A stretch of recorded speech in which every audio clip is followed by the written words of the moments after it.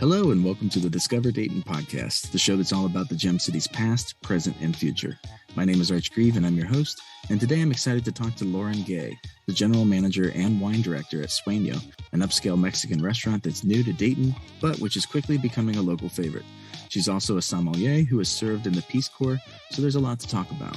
Stay tuned for my interview with her in just a moment.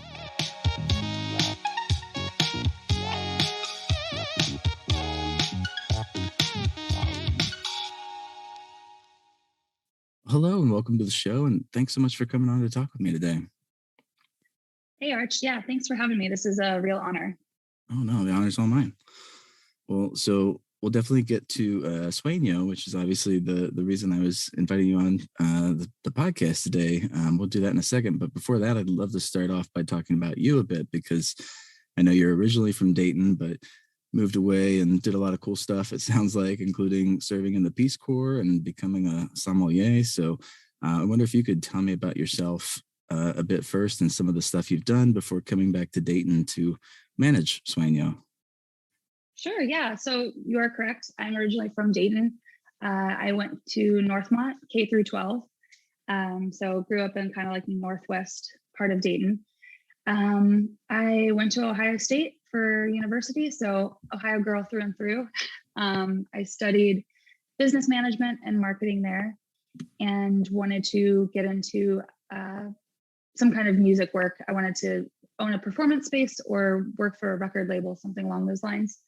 But after I graduated, I had an existential crisis and joined the Peace Corps and was assigned to Kenya. So I spent just shy of 2 years doing community economic development in a rural part of Kenya. So I worked with a non-governmental organization called Junior Achievement and just went around to schools training teachers to be able to implement these programs in their schools. So that was a lot of fun. That was a very pivotal experience for me, obviously. Sure. And then I came back from Kenya, moved out to Los Angeles, met somebody, fell in love, moved to Los Angeles to try and pursue the music career that I thought I wanted. And I had an internship that was short-lived and I needed to, make money in the meantime. And I'd always worked in hospitality since I was 15 years old. I had worked in my aunt's cafe and worked as a server at, Bob Evans. And then when I was in college, I did manage a more upscale Italian restaurant. And so it's in my blood. I've always done it. I love the fast-paced elements of working in service. So I got a job immediately. The first week I was there, I was living in Hollywood and got a job a few blocks away. So I walked to work every day, and it just happened to be at an amazing restaurant called Kisbaka, and it's owned by Chef Nancy Silverton and Joe Bastianich. And so they have several restaurants right on this corner block. They have the Osteria Mozza, Pizzeria Mozza, Kisbaka, and then Mozza to go. And so, yeah, I just stumbled into this this amazing experience, this incredible opportunity, and started working there. I was surrounded by a lot of very influential people, especially women and management positions. Obviously, it was owned by a female chef. The wine director was a female. We had several female managers, and the sommelier that I was working with was also a female. And there was just a lot of camaraderie. And I showed an interest in learning more about wine. I've always loved wine. I was, very interested and curious about it, but they saw that and kind of fostered it and challenged me. And one sommelier in particular kind of took me under her wing. She gave me tons of advice and really encouraged me to pursue some kind of certification. And so when I was living in Los Angeles, I went for level 1 Court of Master Sommeliers certification, which back then, pre-COVID times, it was an on-site 2-day kind of class. And then the test was at the end of it. So that was my first intro into the world of wine and wine certification, and just fell in love. And I felt like I wasn't making conscientious choices about having this be a career. I was mostly just, this is interesting. I love learning. I'm a nerd. Let's do this. And so, so that's where it kind of really officially started. And my boyfriend at the time is also in the hospitality and, world of alcohol. He was a bartender, and it's a funny story. We were both working and making really great money and saving, and we wanted to go on a vacation. And so we started putting a certain amount each month into a savings for a special vacation. And we couldn't figure out what we wanted to do or where we wanted to go. And that fund just started to slowly increase until we were like, man, this is actually like a sizable chunk of change. We could do something pretty epic with this. So instead of going to Europe, we decided to sell all of our belongings and buy a trailer and live on the road for a while. Oh, wow. Awesome. So for, about 2 years, we lived in an RV and traveled mostly in the South and American Southwest. We also put the trailer in storage for a while and went to Cuba. We went to Mexico, did a few trips like that. And we wanted to have a goal during this trip, not just, partying or anything like that. It was, sure. We wanted to have like a mission. So we are both writers and photographers, and we decided to start a blog. We called it Rotten Journal, rotten being the basis of any kind of alcoholic beverage. It needs to initially ferment. So we kind of traveled in search of all things alcohol related or fermentation related even. Mm-hmm. And so we had some really amazing experiences. We explored Gullah rice wine in the Carolinas and had the opportunity to interview a professor and a distiller that are working hand in hand to identify and revitalize historic American crops. And so they were able to, I believe one of them is the one that revitalized Carolina Gold rice and Jimmy Red corn and the Bradford watermelon, all of these things that were very traditional American crops that had kind of fallen by the wayside.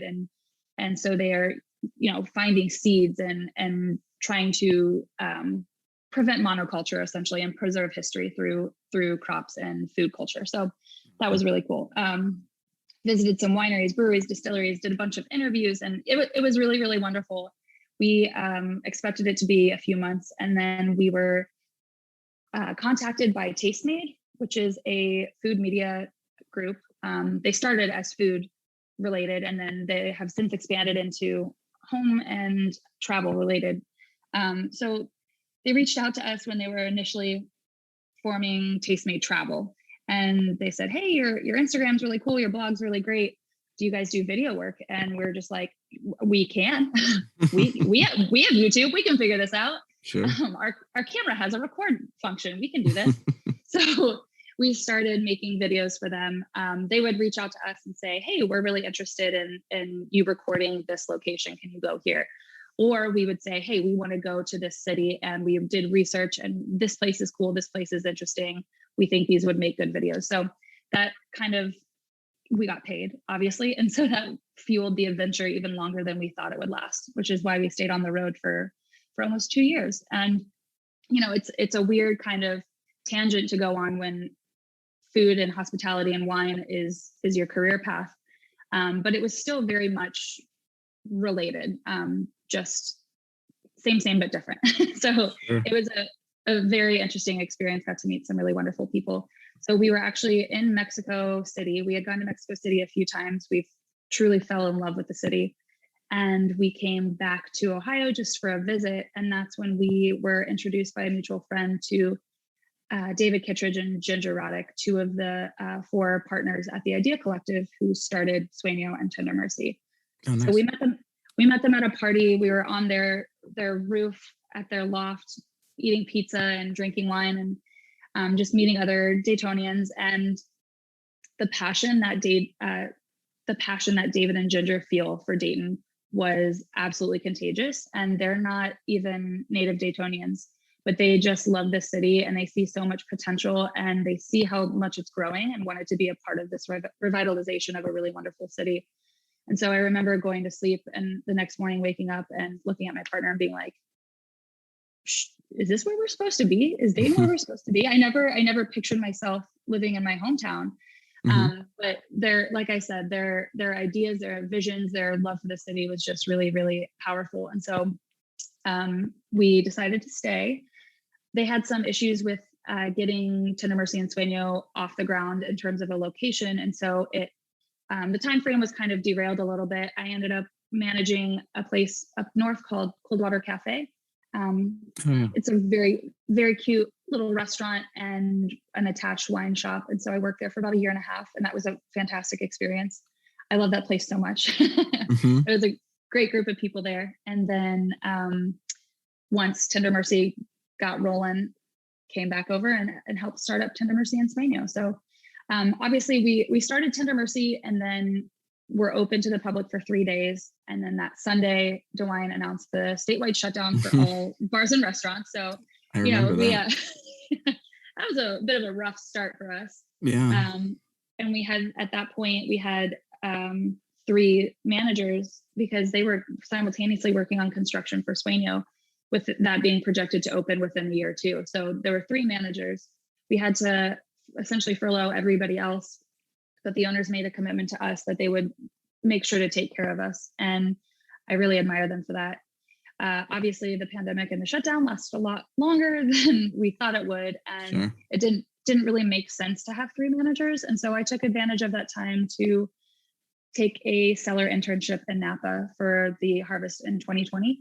And so I went out there for a few months, got the opportunity to make wine in a cellar, which was amazing. It was 2020, so it's when all of the wildfires were happening. So it was like, not only is there a pandemic, but also, the sun is neon orange and there's ash falling from the sky. It's like, this is actually feels like the apocalypse. So Right, sure. So I did that. I ended up staying in San Francisco for a while until Sueño really started to get rolling. So once this was like April of 2021, I came back and committed to being the general manager of Sueño, and then continued to do the wine list for Tender Mercy and Sueño. So since then, I've been back in Dayton and living here full time. So it's been a zigzaggy path, but I'm back here. That's so cool. Well, we're glad you're back. It's funny. I used to be a server at Bob Evans too, but obviously my trajectory took a different path than yours. So, but that's so cool that you worked for Joe Bastianich, because I only know him from MasterChef, but I'm curious what it's like to work for him. So he is a very interesting person. He is in a rock band. He lives most of his time in Italy, just, making wine and dating supermodels. So he wasn't really around in LA very often. Mm-hmm. He would pop in and, check up on things and have dinner, bring in some friends. But it was really Nancy that was there day to day. Joe was pleasant and delightful. And every time I got to interact with him, he was fantastic. He just wasn't around nearly as much as Nancy. Gotcha. But they're both incredibly talented people. And in the world of wine, Joe is, very highly regarded. He not only makes wine, but has written like pretty much the Bible on Italian wines. So that was an incredible experience, being able to work for, essentially under his and Nancy's vision. Sure. Yeah, that's awesome. Well, so speaking of wine, I've watched the documentary Somm about people trying to become sommeliers, and I can't imagine, it just looks super difficult. So I'm wondering, could you talk about what led you to want to do that in the first place, and maybe describe what the process is like? Sure. So what led me to want to do that in the first place is I'm a masochist. No, I'm just kidding. I'm very nerdy and a bit of a type A personality. And so, I love school. I love a syllabus, and I love assignments and reading and testing. And that's how I know that most people don't really learn that way, but that is how I learn. And so when I decided that wine was something I was very interested in and curious about, and it was very much a mystery to me and very confusing, the only way that I felt I could properly deep dive into the topic was in a very classic kind of school way. And so testing is really important for myself, to keep myself accountable for continuing to learn what I need to be learning. If it's just like, read the book and absorb what you can, then I'm never going to sit down and really learn it. So I think that was one of the main things. And there's a few different certifying bodies in the world of wine. The 2 most common are the WSET, which stands for Wine and Spirits Education Trust. And they focus a lot on theory. They do tasting and things like that. But I think that's a really great route to pursue if you work as a distributor or in retail. And then there's also the Court of Master Sommeliers, which that's what the documentary Somm is about. Okay. And they focus on tasting, but there's much more of an emphasis on service. So if you're in hospitality at all, that's really the way that you should be pursuing your education is through the court. So I've also seen the movie Somm. And I think an important thing to distinguish is that there are different levels within the WSET and the court. So within the Court of Master Sommeliers, there's your intro level, there's certified, advanced, and then master. And I don't remember the exact number. It's like 187 or something master sommeliers in America. And so that documentary is specifically following those advanced sommeliers that are taking their master exam. And so when people are like, oh, you're a sommelier? Wow, I've seen the documentary. That's crazy. I'm like, yeah, you're right. I'll never do that. So I'm just a level 2. I'm just certified. I'm considering potentially going for advanced, but even that is pretty, it takes a lot of skill. They recommend that you study for like 2 or 3 years before taking it. And I think that you have to take a test to be permitted to take the test. It's pretty rigorous. So I would consider doing advanced, but the master sommelier track is not for me. I want to still have a social life and have fun. It's very intense. No, I'm still impressed. So, well, so I guess to finally talk about Sueño a bit, I've described it to people before as an upscale Mexican restaurant, but I don't really feel like that description does it justice. So I'm wondering how do you introduce it to people and describe it? Yeah, it's so I'm not going to say that you're wrong. I would call it more casual fine dining. It is family style. We recommend that everybody at the table works together as a team to come up with a plan. Everything is meant to be shared and is best experienced as shared plates. And we take a lot of influence. It's a regional Mexican restaurant. So we're certainly not Tex-Mex. We don't offer, all you can eat chips and salsa or queso. Right. Not that there's anything wrong with that, because I will crush an entire gallon of queso, but we're just trying to offer something different that most people don't always get to experience when they think of Mexican. So our executive chef was born in the Yucatan region, and he lived there for many years and then moved to the United States, originally moved to St. Louis. But most of his family is still in Mexico, and he still travels back there often. So there's a lot of influence from his childhood. He doesn't like to call it traditional, because that kind of excludes any kind of, fusion that he might want to do or a vision that he has for dishes. There's definitely influence taken from these traditions, but Chef Jorge is not confining himself inside of this box of tradition. Sure. Well, so before I guess we get to the food, I'd love to talk about the space itself, because it's a really beautiful restaurant inside, and I think it's also a historical building. So I'm wondering if you can talk a bit about maybe the building's past and then maybe what it looks like today. Yeah, the building is, it's so beautiful. I almost said it's the best part about the whole space. I'm like, no, but the tacos, the food. It's hard to pick my favorite feature of the business, but you're correct. The space is so beautiful. And I remember walking through with the owners before construction even started. And we walked through, so Sueño is on the first floor, Tender Mercy is in the basement. And so they took us on this huge tour through the basement, and David and Ginger are the partners that are focusing on design. And so they're saying like, okay, we're going to preserve all of these historic brick arches, and we're going to put the bar here, and we're going to put seats here. And this is literally, it's just an empty space that had been abandoned for so many years. And there's dirt floors in the basement. And we're just like, okay, we trust your vision. Okay. Sure. And then we go up to the first floor, and there's all of these huge windows and tons of natural light. It's a really nice dichotomy against Tender Mercy, which is in a basement, no windows, very dark and kind of sultry feeling. And yeah, I mean, the vision for Sueño was a lot easier to see than Tender Mercy.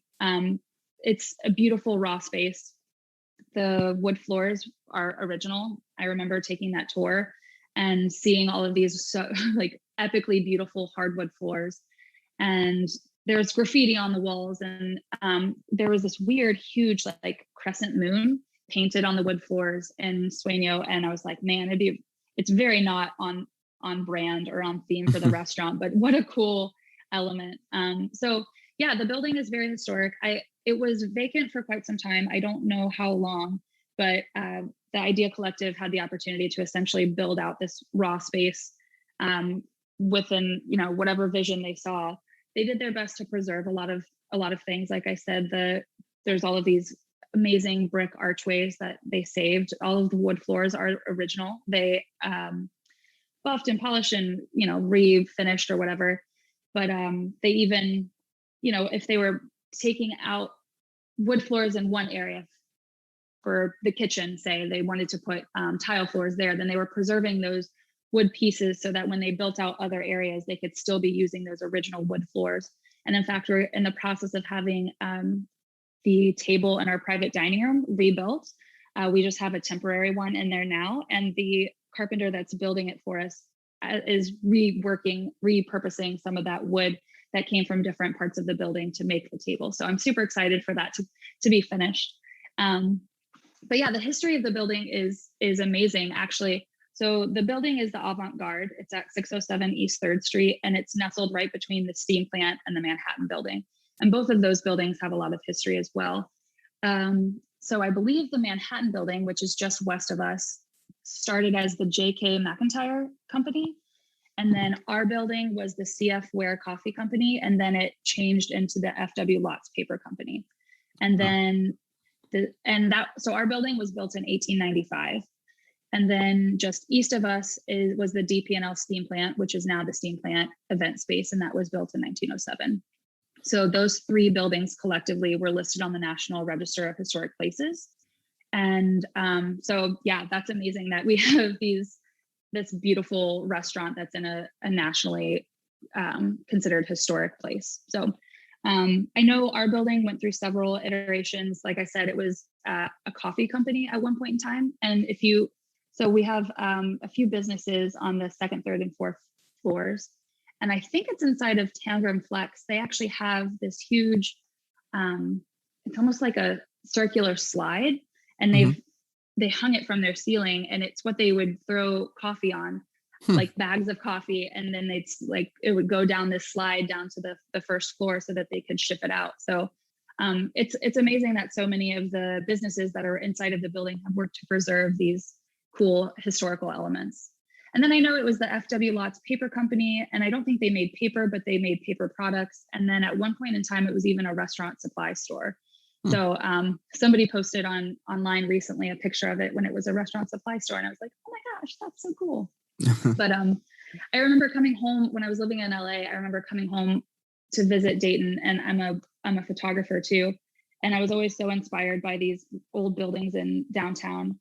And of course, a lot of them are being revitalized and repurposed now, but this was at a time when it was kind of that was just starting. Sure. And I remember kind of like breaking into our building and the steam plant and taking a bunch of photos. And then, on my way out, there's all these signs like asbestos warning. And I was like, oh, well, this is probably not a good idea. But I do have some really, really fun film photography pictures of our building and the steam plant before they completely renovated it. And it's kind of cool just how serendipitous it is that I spend a majority of my time now in that building that I photographed. So it was, the stars aligned. It was meant to be. Yeah, that's so cool. It's obviously got a lot of history. That's really neat. Yeah. Also, the chef who you mentioned at Sueño, Jorge Guzman, he's also just this year, I understand he was a James Beard Chef Award finalist. And as you mentioned, raised in the Yucatan. There's also the head chef at another restaurant in Minneapolis. So I wonder, could you tell us a little bit more about him maybe, and maybe some of his influences in the kitchen? Yeah, of course. So you're correct. Chef Jorge is a James Beard finalist, and this is actually his 3rd time. He's been nominated a few different times. He's never actually won, but we're holding out for this year that this is his year. So he's not only been nominated this year, but he's also a finalist for Best Chef Midwest. Nice. So I think that he actually gets to go to the gala in Chicago in June. So we'll be rooting for him. I already told him I'm making t-shirts and everything. So we're ready to go. So yeah, he started working in kitchens when he was a teenager. I know that he went to the Culinary Institute of America in Hyde Park in New York. He did really well there. And then he moved to Minneapolis to start a restaurant there. I know he's worked at a few different places as a chef de cuisine. He was at Corner Table and then Solera. And then he was asked to be the opening executive chef at a place called Surly Brewing. And I believe that one of the James Beard nominations that he had was for his time there. Okay. And then, I mean, he's just like won all kinds of awards, Food and Wine Top 10 Restaurants of the Year. And then, so the restaurant that he is currently the executive chef at, he's not just the executive chef, he's a co-owner. And that's called Petit Leon. And it's quite different from Sueño in some ways. It's a lot smaller.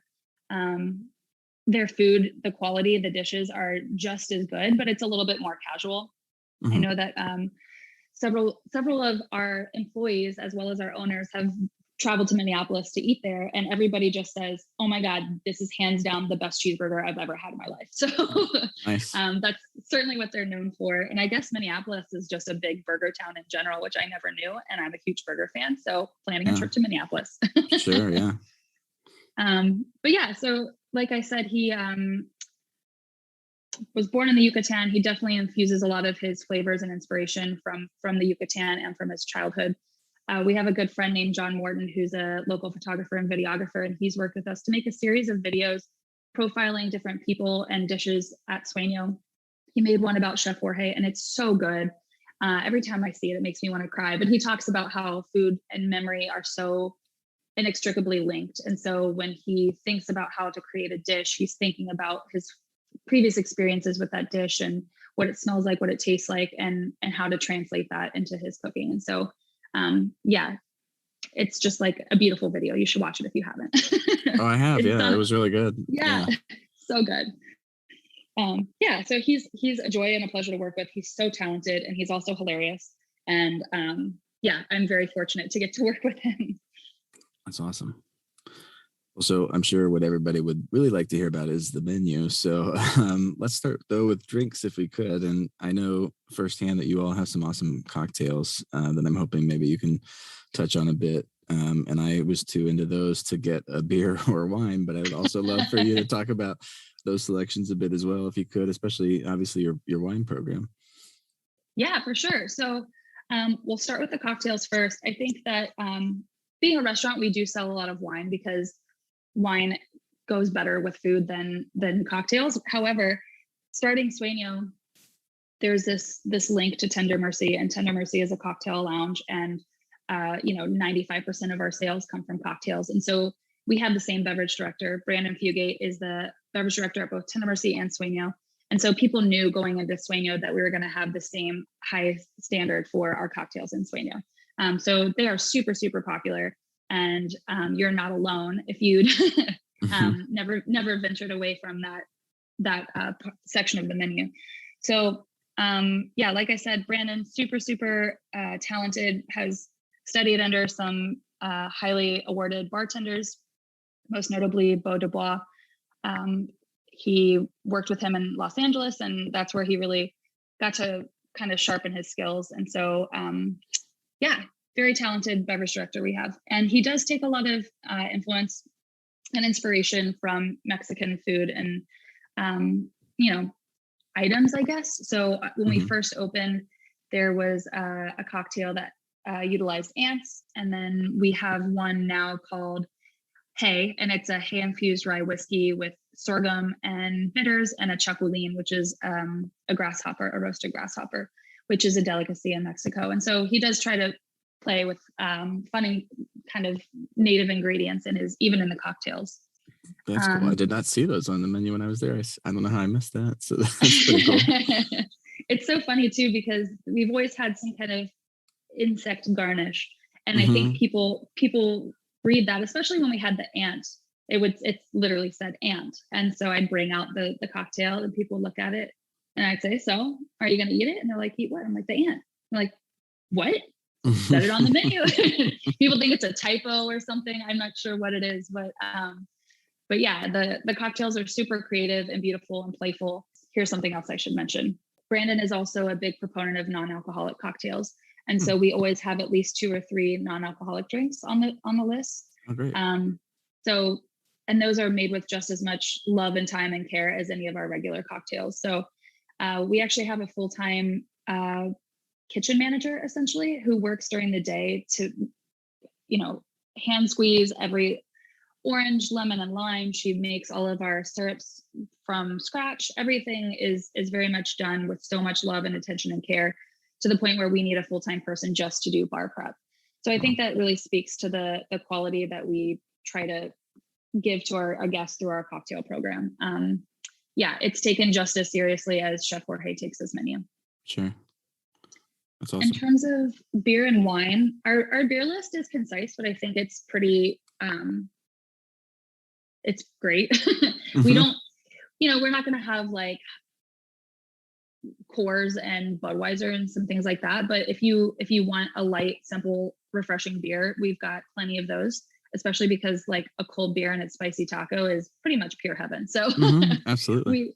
we definitely have that. We've got some weird stuff. We have some sours. We've got IPAs.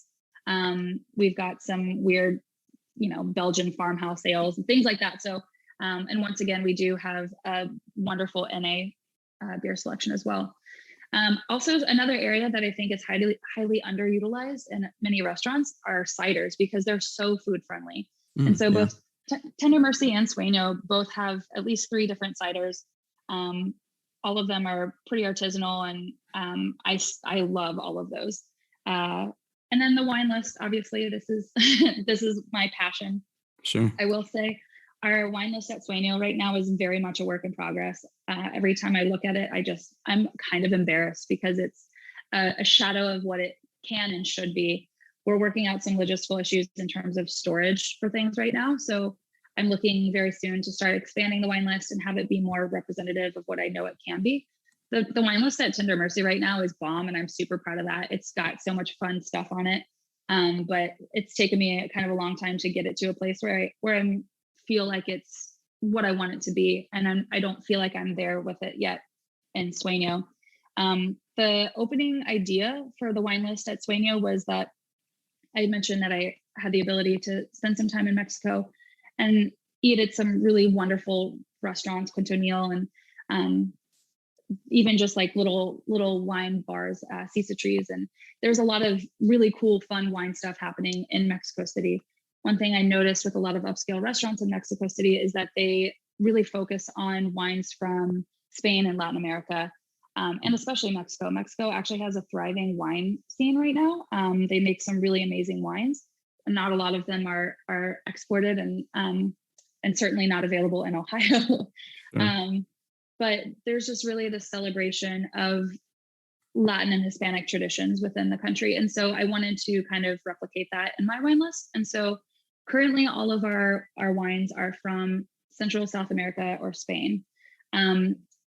This doesn't mean that you won't find things that are familiar. I have a Chardonnay, I have a Cabernet. There's very approachable things, but I just thought that would be kind of an interesting approach. So as I expand the wine list, I don't want to kind of constrict myself that way. We'll definitely encompass more of the wide world of wine, but at the moment we're pretty much only just doing glass pours and keeping it to those regions of the world. Gotcha. Awesome. Well, finally moving on to food, we had an amazing dinner when we went there, and it was really easy to share, like you were saying, and because of the family style and everything. So we tried a few different things, but could you maybe walk us through the menu a little bit and maybe talk about some of the crowd favorites that people have? Yeah, of course. So like I mentioned earlier, our menu is set up family style. Everything's meant to be shared. It's all served to the center of the table. The flow is, it comes out as it's ready. Sometimes people do come in and they're like, I'll have this and she'll have that. And we can do our best to make that work, but that's really not the experience that we're trying to create. So our menu is broken up into 4 different sections. Botanitas y más, which is just small little snacks, things that hit the table really quickly just to get you started, get a cocktail, get some chips and dip, and get the night rolling. from that section, the Sikyo Pak is always what I recommend, especially if it's your first time coming in. This is a 2,000-year-old recipe. It's a Mayan pumpkin seed dip served with tortilla chips. I think you mentioned that you had this when you came in. I did. Yeah, it was delicious. It's so good. Yeah. It doesn't always look the most appealing. It's kind of this like olive green color, but it's mind-blowing. It's so good. It's rich, it's earthy, it's creamy. It's kind of like a hummus texture, but the flavors are very complex. I always recommend that. Yeah. The next section is con masa, which means with masa. Masa is a dough made from ground corn. This is kind of the backbone of the entire concept of Sueño, is that we wanted to make house-made tortillas. Every culture that you examine their food culture, there's always some staple carb, whether it's rice or injera in Ethiopia, or bread or potatoes, and in Mexico it's tortillas. And so if that's kind of the staple of a cuisine, shouldn't a lot of time and love and care be put into it? So we actually import heirloom varieties of corn from small multi-generational farmers in Mexico. We have a mill in our basement. So we nixtamalize the corn, which is a process where you add an alkali solution, you add lye and soak the corn in that. And this process releases nutrients in the corn that you otherwise wouldn't have access to. It also softens the kernels. So then after we do that, we grind the corn in our mill, and then we hand press and cook tortillas to order. So a lot of love and time and effort goes into something that, most people see on the shelf at the store, and it's like $1.99 for a pack. And, it's like, why put so much effort into something that you can get so cheap, but you can really taste the difference, and it's more nutritional too. Sure. So I digress. This section of the menu really kind of features that masa program. So it's things like enchiladas, tacos, tostadas, things like that. I love this section. On any given night, if I'm feeling a little hungry, I can come in, order a round of tacos and like our Caesar salad, and that's a perfect meal for me. And it's not super expensive either.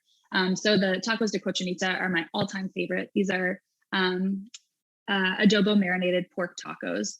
So they braise the pork until it's just like super fall apart, shreddy tender. They braise it. They actually like line the pan with banana leaves, and then add the pork and some cinnamon and oranges and garlic and all kinds of spices. And like I said, just cook it until it just falls apart. It's so tender.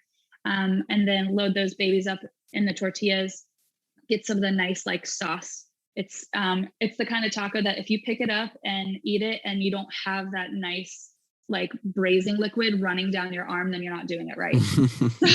So it's supposed to get a little messy. And when I was living in Mexico, there was a restaurant around the corner from where I was living called Cochinita Power, and they focused only on cochinita style cooking. And that's when I fell in love with it. And if Jorge ever takes off the cochinita taco off the menu, then I will go on strike. So good. The next section is Los Fuertes, which means strong. So it's like, these are the powerful dishes. These are all meant for two people to share.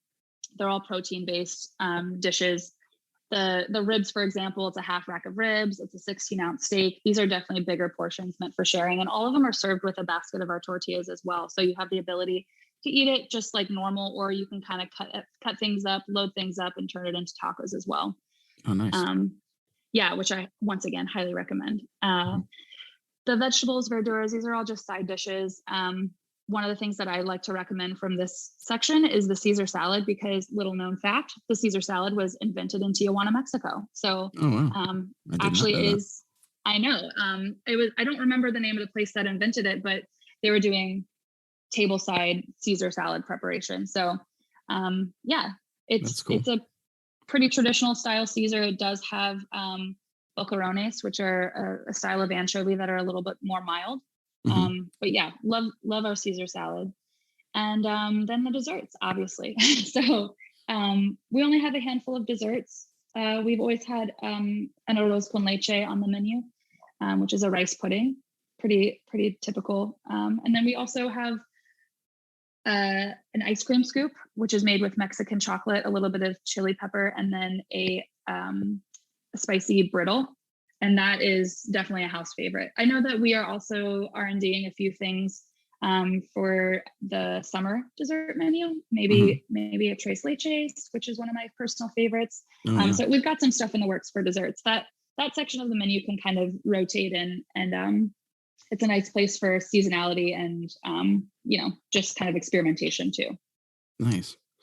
Well, one thing I forgot to ask about that I didn't get yet that I want to try is, do you guys have a good horchata? We do, and we make it in-house too. So that's actually one thing that Brandon works on is, he, like I said, he's kind of inspired by these traditional and regional ingredients and how to incorporate that into cocktails as well.